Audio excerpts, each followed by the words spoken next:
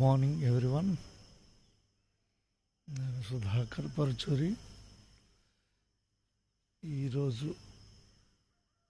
ఈరోజు election counting ఉంది. తెలుగువారు దేశంలోనే కాకుండా ప్రపంచంలోనే అతి ముఖ్యమైన కీలకమైన భాగస్వాములుగా మారుతారని ఆశిస్తాము.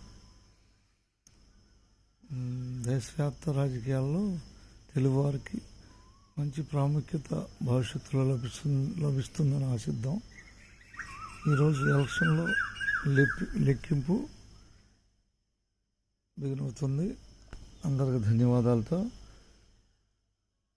తెలుగు ప్రపంచంలోనే ఒక మూల భాషగా మారుతుందని ఆశిద్దాం. ధన్యవాదాలతో మీ సుధాకర్ పరుచూరి.